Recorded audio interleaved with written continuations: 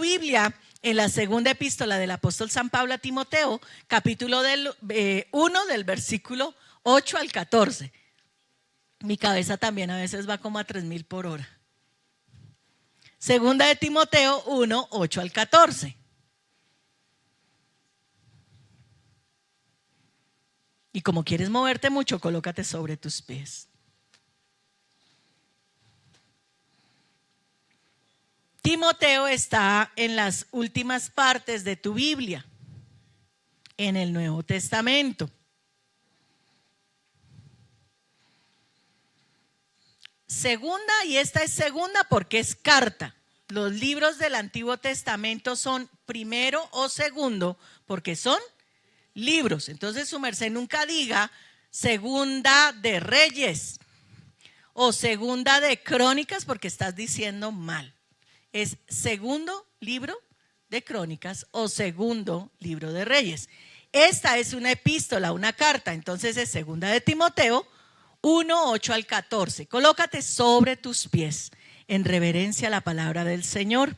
Y la palabra de nuestro Dios dice así: por tanto, no te avergüences de dar testimonio de nuestro Señor, ni de mí, preso suyo, sino participa en las aflicciones por el evangelio según el poder de Dios, quien nos salvó y nos llamó con llamamiento santo, no conforme a nuestras obras, sino según el propósito suyo y la gracia que nos fue dada en Cristo Jesús antes de los tiempos de los siglos, pero que ahora ha sido manifestada por la aparición de nuestro Salvador Jesucristo, el cual quitó la muerte y sacó a luz la vida y la inmortalidad por el evangelio, del cual yo fui constituido predicador, apóstol y maestro de los gentiles,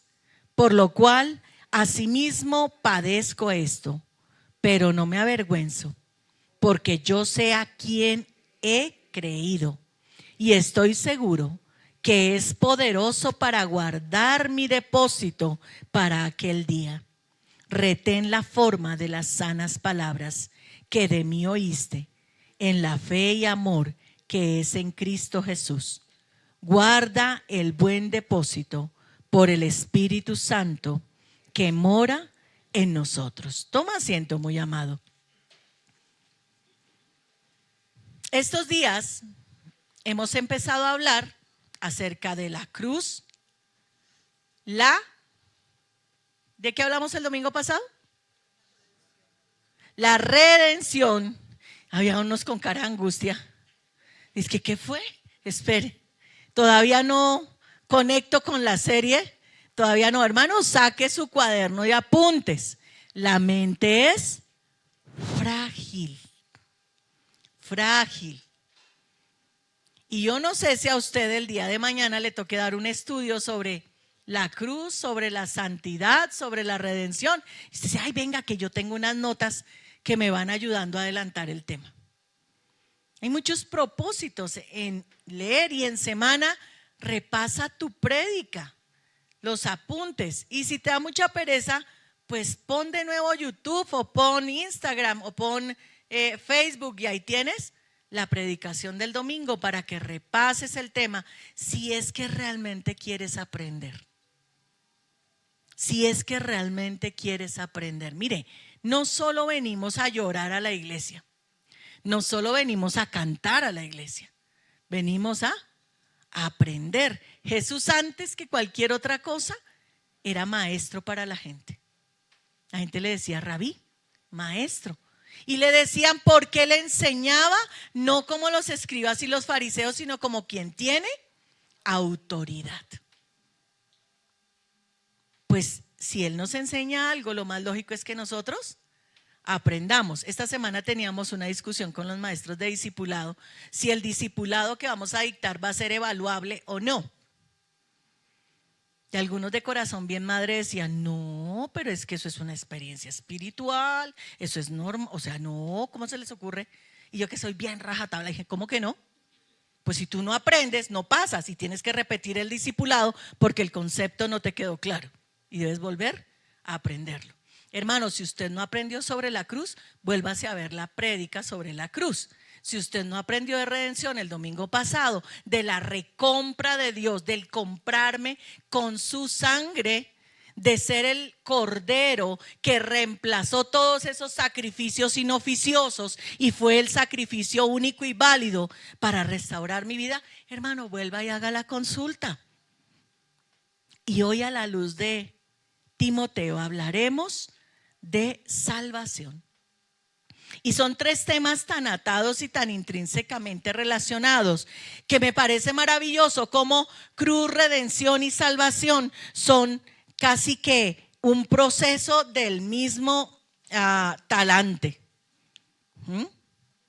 Nosotros venimos a la palabra del Señor buscando la palabra que nos trae vida.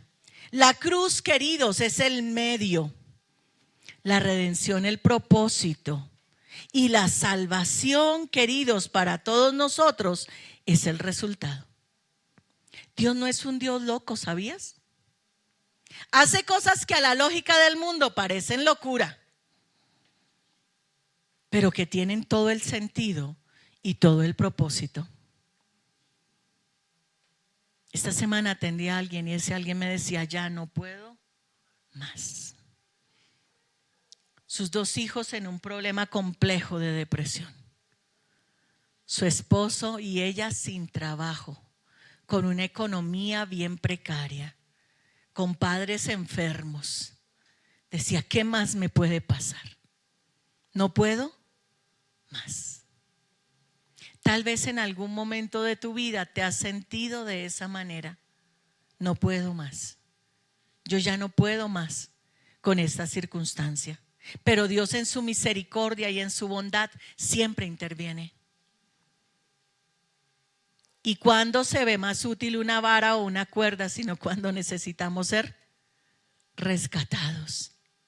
¿Cuándo valoramos más la experiencia de Dios en nuestra vida? Cuando ya no hay otra opción, cuando ya no hay otro camino, cuando tú ya le pediste prestado al vecino, al primo, al tío, al abuelito y no hay salida. Ahí la gracia y el favor del Señor brillan, mis amados.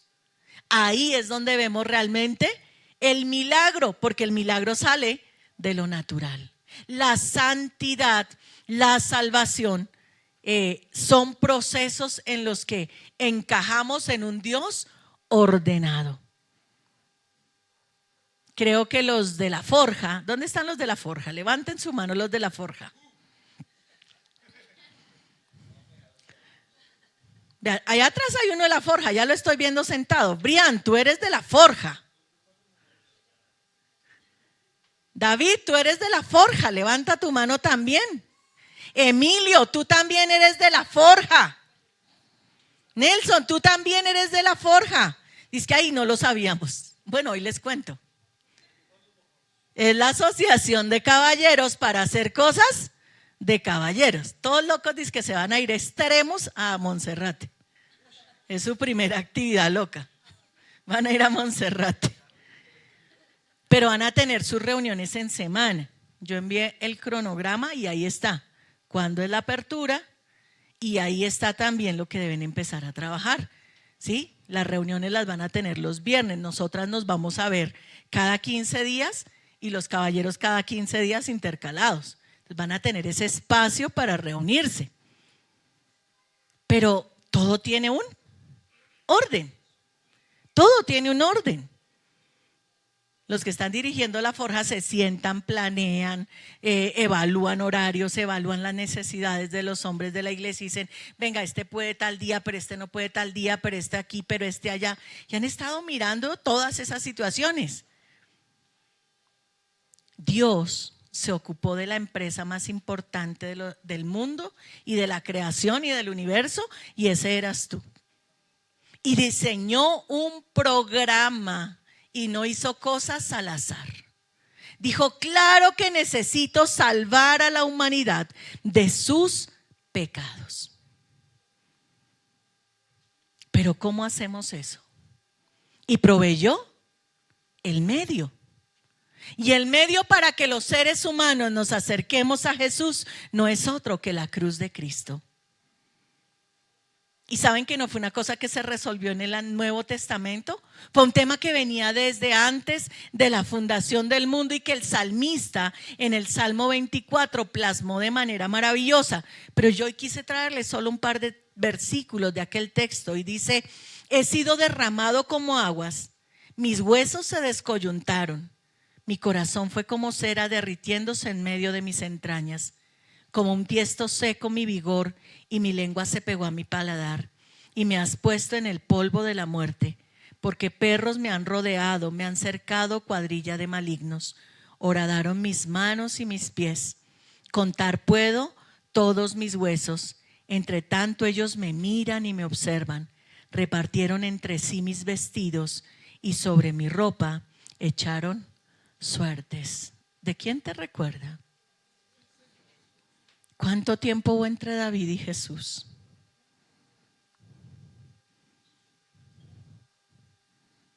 ¿Alguien tiene una idea? ¿Ni idea? Nomás el tiempo del silencio fueron 400 años. Y entre los tiempos del silencio y David, fácilmente, como otros 600 años.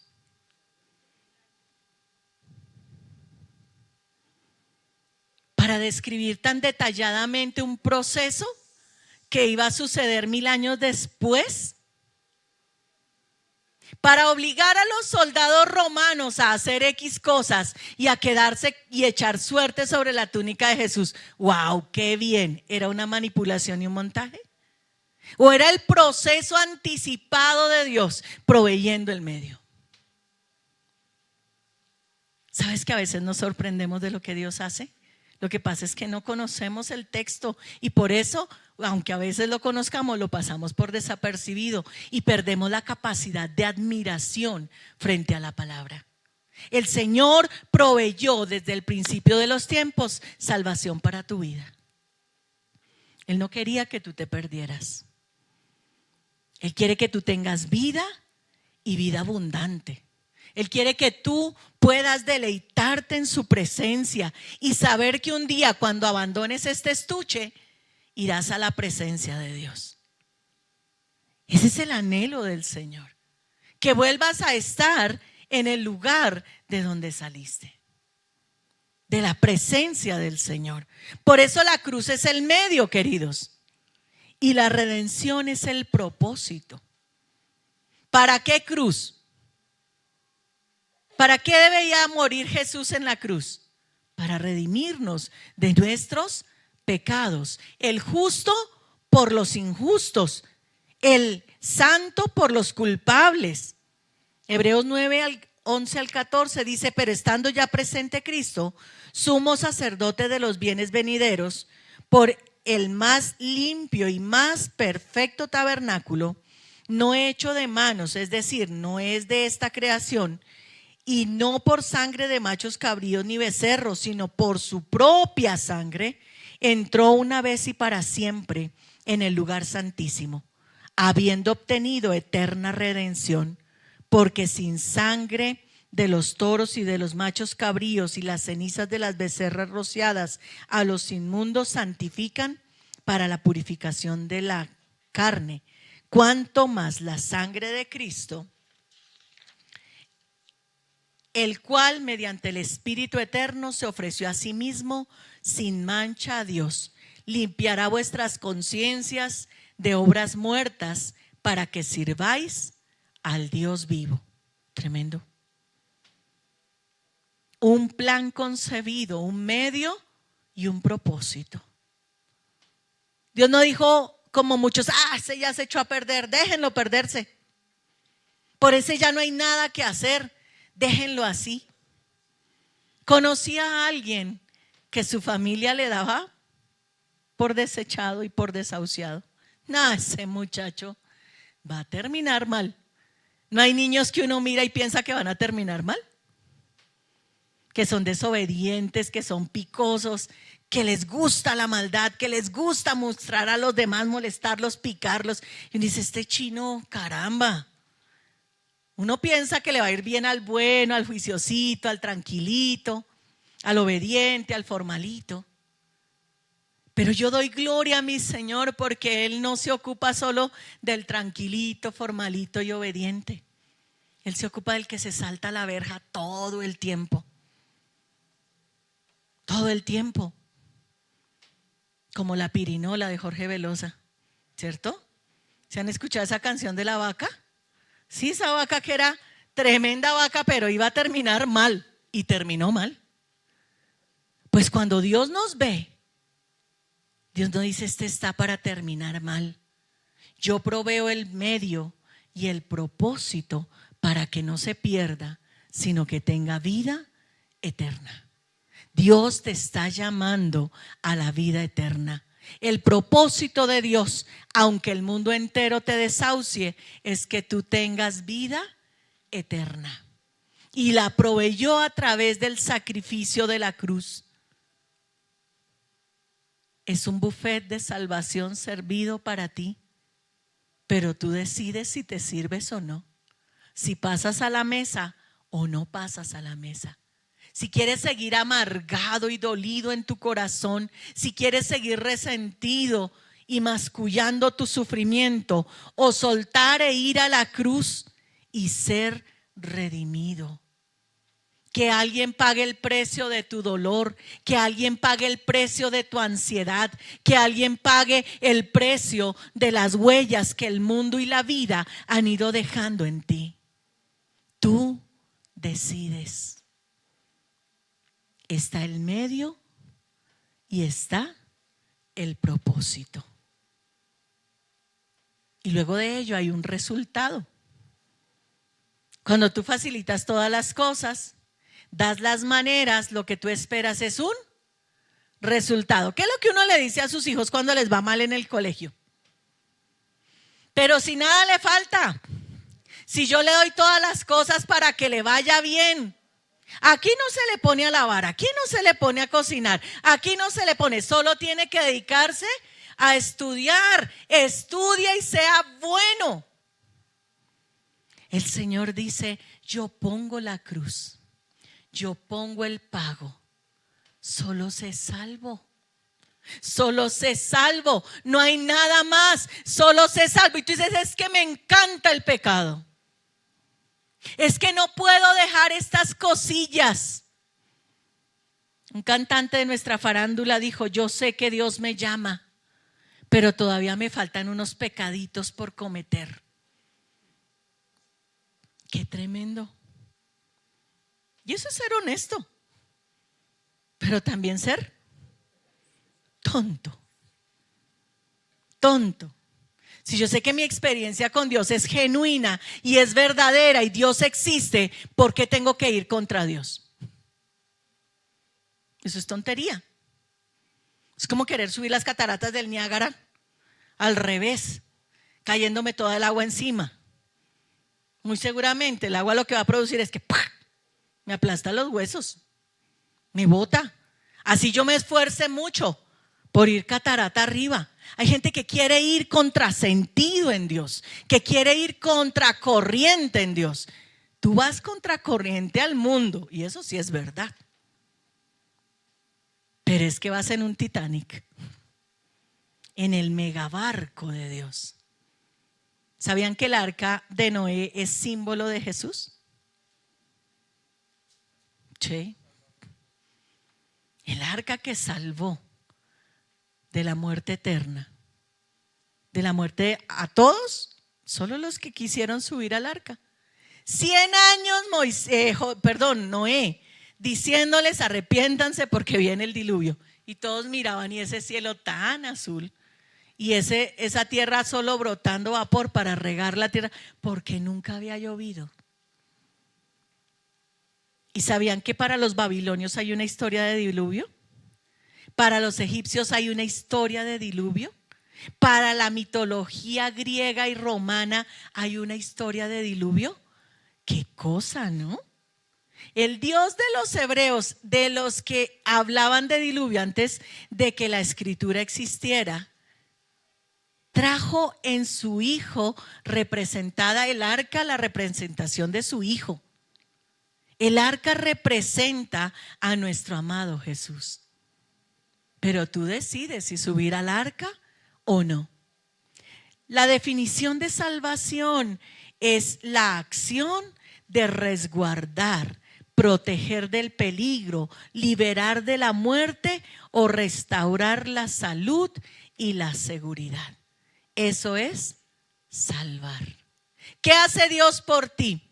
Te salva, te protege del peligro, te resguarda, te salva y te libra de la muerte. De la muerte. Dios restaura tu salud espiritual y te da seguridad. Los hijos de Dios, dice la palabra, no son de los que retroceden. Son gente valiente. Los hijos de Dios son gente valiente, que no se arredran, que no son temerosos, sino que desafían el mundo porque saben quién camina a su lado. ¿Quién camina a tu lado? ¿Quién camina a tu lado? Algunos lo piensan. Venga, yo qué tan a la luz estoy o qué tan a las para saber quién camina conmigo y yo con quién camino. ¿De qué mano estoy? ¿De la mano del Señor o de la mano del enemigo? Soterología es el estudio de la salvación. ¿Sabían? En teología hay un espacio reservado para estudiar acerca de la salvación y se llama soterología. El proceso, el medio, la forma en la que Dios nos salva. Pero el texto, queridos, que nos ocupa en esta mañana, nos habla de un llamado santo. Piensa por un segundo en el arca y el llamado de Noé. Vengan. Y hoy nosotros le decimos al mundo, un día vendrá el juicio. Un día el Señor no será el humilde niño del pesebre ni el hijo del carpintero.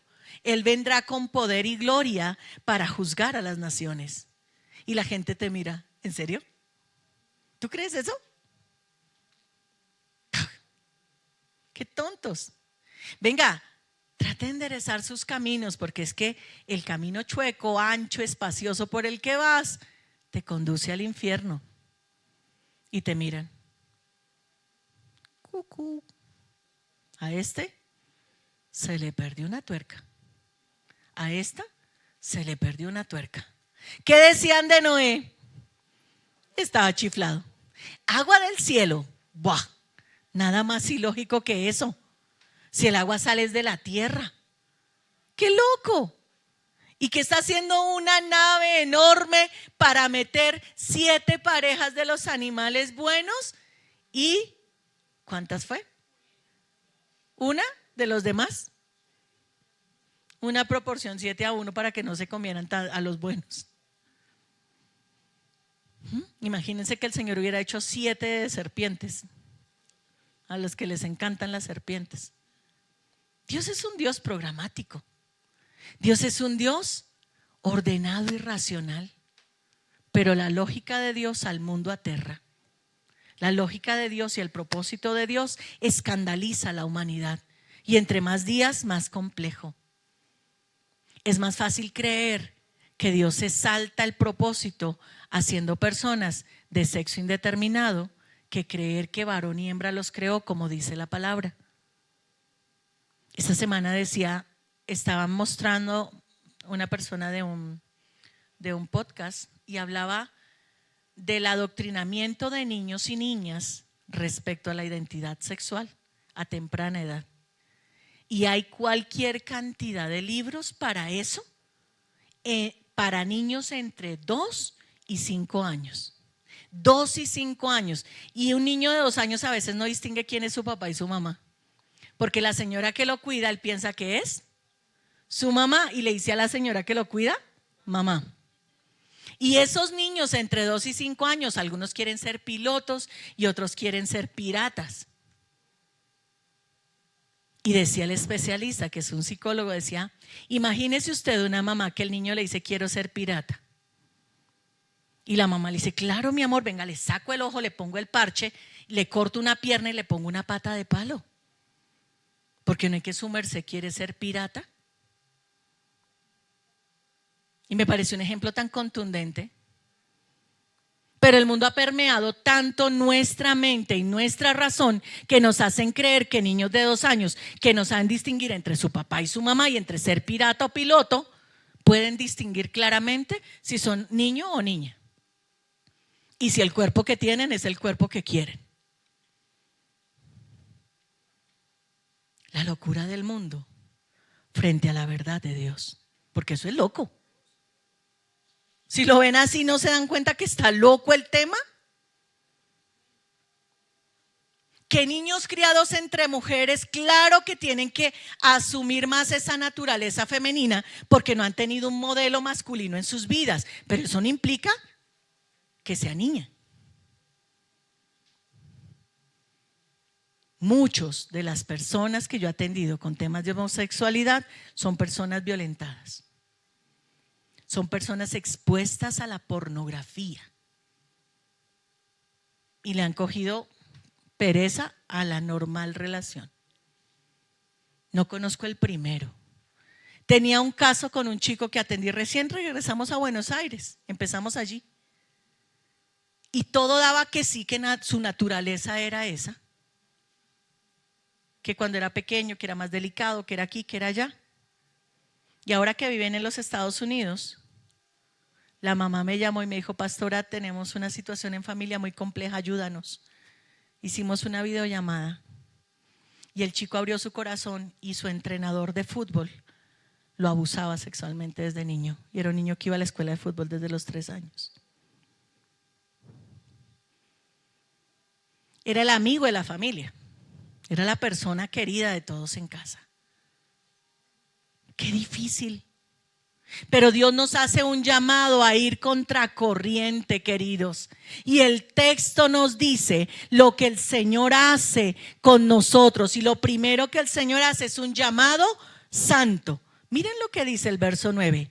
Quien nos salvó, o sea, nos protegió, nos cubrió, nos quitó de la muerte, nos sacó del peligro y nos llamó con un llamamiento santo.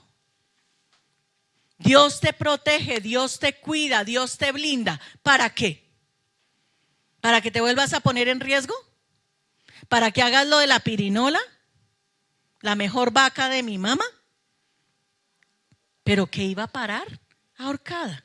Por si no han escuchado la canción es de Jorge Velosa, tradicional de nuestro folclore. Las niñas que estudian artes. ¿Tampoco nunca escucharon la pirinola? Salgan derecho hoy a buscar la pirinola, queridos. Sí, era una vaca hermosa, una vaca fantástica, pero le gustaba saltarse la verja. Y el dueño de la vaca siempre dijo, va a terminar ahorcada. Y Dios te recoge y te ama. Y te limpia y te quita el pecado y te viste de santidad. Y te dice, quedaste hermoso, quedaste hermosa. Y en tanto que Dios se da la vuelta, tú vuelves y ¡oh! Entre el barro del pecado. ¡Oh! Esto es una delicia. Es lo que me gusta hacer. Y el Señor te toma otra vez. Y te lava y te limpia. Y vuelve y te viste con vestiduras blancas y resplandecientes. Y apenas el Señor se da media vuelta, ¡buah! Qué bueno es estar de nuevo entre el pecado. El Señor dice que nos ha hecho un llamamiento santo. Dejen que los vasos se lleven solos. Un llamamiento santo. Santo. Que te separes, que de una vez por todas tu alma, tu espíritu y tu mente comprendan que ya el mundo no es tu lugar. Que ya farreaste todo lo que ibas a farrear, que te bebiste todo lo que te ibas a beber, que mentiste todo lo que ibas a mentir. Que ahora lo que conviene es la santidad sin la cual nadie verá al Señor. Ya. Dios nos hace un llamamiento santo. Pero además de eso dice que ese llamamiento, esa salvación que Él extiende a nuestras vidas, no es conforme a nuestras obras, sino según a su propósito. Yo no quiero ser pastor. Yo no quiero ser cantante. Yo no quiero ser maestro. Yo no quiero servir en la iglesia. Y hay 1000 ministerios. Ahora hay ministerio de mujeres, está la forja, está la escuela dominical. Hay un montón de preadolescentes que necesitan un maestro, una maestra, unos jóvenes que necesitan alguien que lidere esa juventud y les diga: mira, por ahí no es, aprende y cabalga sobre mis errores. Pero Dios nos hace un llamado santo, no conforme a nuestra voluntad, sino a su propósito. El que tanto te ha restaurado, tanto te ha liberado, tanto amor te ha entregado, ¿no crees que no sería justo ponerle condiciones? ¿No sería justo ponerle límites a Dios y decirle: bueno, yo te sirvo, pero esta área es mía, pero esto yo me lo reservo? Es un llamado conforme a su propósito y es un llamado por gracia. Y allí dejamos de entender que servirle a Dios no es un sacrificio, es un placer. Es un placer. Cuando tú el domingo tienes que sacar tu pie y dices: todos se van a quedar durmiendo hasta las 10 y yo tengo que irme para la iglesia. Si realmente tuviéramos la correcta perspectiva, tú dirías: wow, me levanto porque voy para la iglesia, como el que se levanta para un paseo. ¿A qué hora nos vamos? A las 3:30. ¿Listo? ¿Listo? Y dejamos la maleta lista por la noche. ¿A qué hora se levanta para el culto? 10 para las 9. Estamos todos, y eso incluye a su pastora, trabajando en ser más puntuales. Puntuales. En llegar con tiempo y orar y estar en el lugar de mi deleite, porque es un favor inmerecido. Ser parte del reino de Dios es un gran favor que Dios nos hace.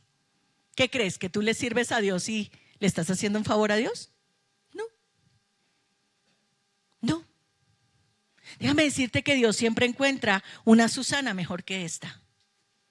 Y si a mí me parece que lo hago muy bien, Él de repente me pone a alguien que digo: wow, qué servicio a Dios, qué amor, qué pasión, qué entrega. La salvación no es solo para ser salvo y ya. Así como el proceso tiene un orden cronológico, la salvación es solo la puerta de entrada a la vida abundante que Dios promete. Si vieran lo bonito que es servir a Dios. Si vieran lo hermoso que es ocuparnos de las cosas de Dios y no solo de las nuestras. Él nos salvó, ¿pero para qué? ¿Para ser floreros en su casa? No, nos salvó para producir fruto, para dar fruto y que nuestro fruto permanezca, para dar fruto y que llevemos fruto en abundancia. No es solo para ir al cielo. Esa es la parte más sencilla de la tarea.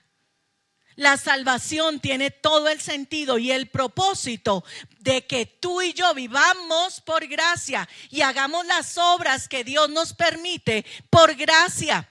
Servir a Dios es un privilegio y un honor. ¿Se acuerdan del soldado y de las fresas que nos compartió Nadia alguna vez? Los que estuvieron tomando el taller con ellos. Dice que alguna vez alguien se encontró a un soldado de los de la guardia de la reina en algún lugar del mundo y estaban hablando de servicio. Y él le dijo a aquel, ¿qué pasaría si la reina te dijera una mañana: yo quiero fresas frescas de Francia? Y dice que aquel hombre se irguió y se puso recto y dijo: mi reina, para mí sería un honor. Y saldría inmediatamente a conseguir las fresas frescas en Francia. Si Dios te dice que quiere algo de ti, ¿cómo le vas a responder? Al que te salvó, al que te libró, al que pagó el precio de tu salvación, ¿qué le contestas? ¿Manda otro porque estoy ocupado? ¿Manda otro porque estoy atendiendo este negocio? ¿Manda otro porque estoy aquí dándome piquitos con el Señor que amo? ¿Manda otro porque necesito conseguir para echarle a la olla?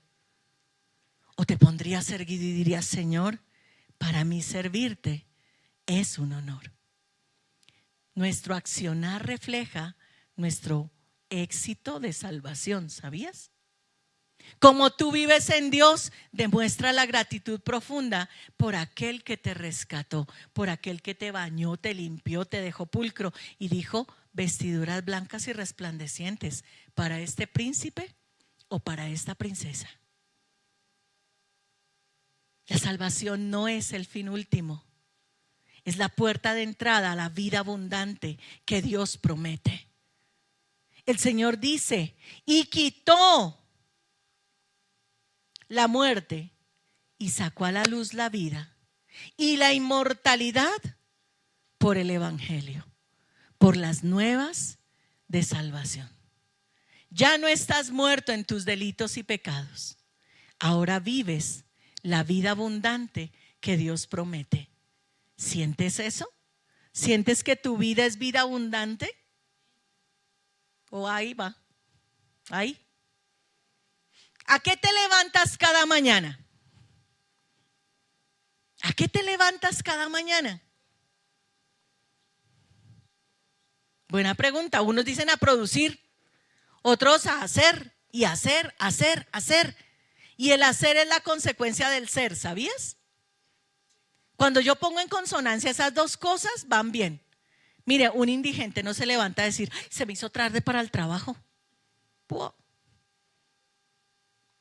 La vida es nocturna y el día es para dormir. ¿Eso no te dice algo? Hermano, usted que es amigo de la cama, ayer me aparecieron las llaves de esta generación, ¿sabían? ¿Qué película era que estamos viendo, amor? 1923 se llama la película y hay un señor que es un anciano granjero de esos rancheros típicos.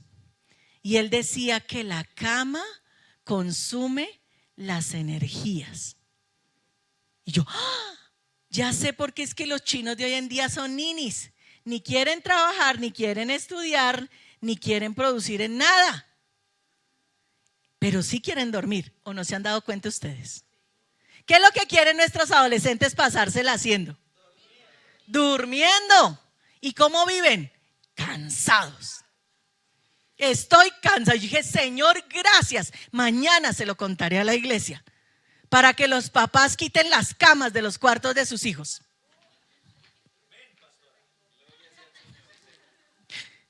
Claro.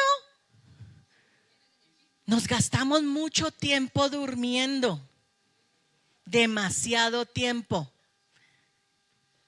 Pero es por esa naturaleza que el mundo ha impartido a nuestros jóvenes. Sin propósito, sin esperanza, sin vida abundante, esa vida abundante. El Señor quitó la muerte y nos dio vida. Habían muchos y éramos muchos los que vivíamos en la muerte y no nos habíamos dado cuenta. Pero ahora el Señor nos desafía y nos invita a tener vida y vida abundante. Hermano, a veces yo me levanto en la mañana y digo, wow, esto, uy, no me va a alcanzar el día. Entonces yo tengo mi cuaderno donde traslado los pendientes del día anterior y arranco con los del día. Y siempre hago eso. Pero a veces desde la noche yo ya tengo planificado mi día. Y alguno me dice, pastora, es que si me puede atender. Y yo digo, jue machica, tengo toda la semana planeada. Ustedes van a ver mi calendario en la oficina y yo tengo actividades hasta diciembre. Yo tengo la programación del año. Y algunos creyeron que era cuento. Pues ahí se las bajé, tómenla. Y está. Es vivir con propósito, querido. Tú debes desafiarte y saber qué va a pasar más o menos en junio. ¿Y qué va a pasar con tu vida más o menos en diciembre? Eso es salvación, ¿sabías? Esas son las implicaciones de la salvación, queridos. Tener propósito y sentido de vida. Dios no solo te salvó para cantar aleluyas en el reino de los cielos, porque sería muy poquita la perspectiva de Dios frente a tu vida y frente a lo que tú puedes hacer. Los judíos dicen con mucho juicio: gracias, Señor, porque tú confías en mí. ¿Será que tú puedes decirle a Dios: gracias, Señor, porque tú confías en mí? ¿Sientes que Dios confía en ti? Y si Dios confía en ti es porque ya te confió, ya te entregó cosas para hacer y para administrar. En primera, tu vida. Sé un buen administrador de tu vida. Hoy damos gracias al Señor porque Él nos ama y porque la salvación es un llamamiento santo, con propósito, con gracia, que viene de manera inmerecida, que nos saca de la muerte, nos lleva a la luz y nos da fe en Dios. Si tú crees que eres salvo, también debes creer el resto de la Biblia. Si tú crees que Jesús murió en la cruz por tus pecados, debes creer el resto de la palabra, porque es tan verdadera como la crucifixión de Jesús, como la evidencia histórica de aquel justo que murió por los injustos. Inclina tu rostro. Y si nunca habías pensado en las implicaciones para tu vida de ser salvo, piénsalas ahora. Si pensaste que Dios era tan corto de armar tremendo programa de salvación, enviando a Jesús a morir en la cruz, comprándote por precio de sangre y salvándote, protegiéndote y librándote de la muerte, solo para que te quedaras mirando el paisaje. Déjame decirte que no conoces a tu Señor. Cuando Él promete vida, y vida en abundancia, es vida de desafíos, es vida de ir a más dentro y fuera de la iglesia, en tu vida espiritual, pero también en tu vida humana. Dios te desafía en esta mañana. Si tú has entendido realmente para qué es la salvación, respóndele al Señor. Responde a este sermón y dile: Señor, yo he entendido que no entendía. Yo he comprendido que no comprendía, que no sabía la gran implicación que la salvación, que fue el fin último de tu medio, tu propósito y tu resultado en mí. Señor, perdóname por eso. Abre mis ojos, Señor. Abre mis ojos y déjame verte. Déjame contemplarte. Como iniciamos esta mañana viéndote, yo quiero entender que tienes un propósito para mí. Yo quiero entender que hay una razón de vida en mí, que no me levanto solamente para comer, dormir y trabajar. Yo me levanto con sentido de eternidad. Yo me levanto con sentido de permanencia, y que el mundo sepa que un hijo de Dios caminó por esta tierra, que el mundo sepa que yo caminé por esta tierra de tu mano, Señor. Espíritu de Dios, toca mi corazón. Pídele, iglesia, no dejes pasar desapercibida esta palabra que el Señor ha ministrado a tu vida. ¿Quieres que tu vida cambie? ¿Quieres tener sueños? ¿Quieres tener aire fresco en tu corazón? Esta mañana, acércate al Señor. Y si le aceptaste y no pensaste, pero ahora entendiste lo que es aceptar a Jesús como Señor y Salvador de la vida, puedes hacerlo con una muy sencilla oración. Tal vez tengas que decirle: Señor Jesús, yo acepto la cruz en la que moriste, y acepto el perdón y la gracia que tú me diste pagando el precio de mi pecado. Ay, Señor, yo te doy gracias por el plan de salvación. Gracias porque la palabra salvación solo es la puerta de la vida abundante que tú ofreces, Señor. Padre Dios, háblanos al corazón esta mañana.